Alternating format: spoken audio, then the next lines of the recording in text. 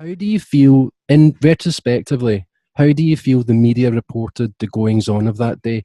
I personally have seen uh, on the internet some pretty contrived eyewitness reports played out by what it appears to be now as actors in the aftermath, in the immediate aftermath of the event. How do you think the media reported that day? Well, on that day, I mean, it was an attack. It was the largest single attack on the United States in terms of the tragedy of that day and the number of lives that were lost since Pearl Harbor.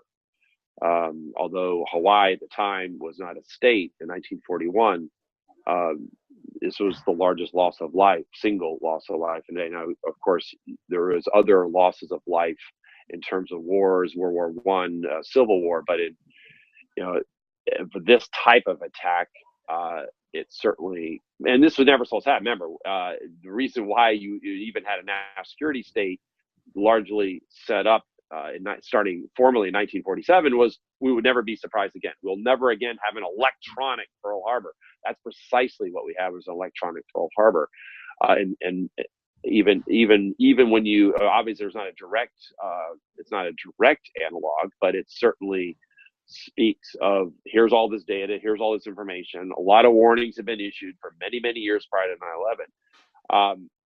But the media, lined right up, unfortunately, especially mainstream media, attack against America. Revenge became one of the words you would hear. We've got to punish the perpetrators, and that was part of 9/11 being used as a trigger. I've said in part a reverse false flag, although it was not a false flag attack, but a reverse false flag in which Vice President Cheney in particular led the charge. Let's go invade Iraq. We've got to go into Afghanistan. Yeah. We have to go to the dark side. He actually said this 5 days after 9/11 in an interview. It's an extraordinary interview. If you go back, I just still, when I see it, it sends chills up my backside. You had Cofer Black, CIA, say we're going to take the gloves off.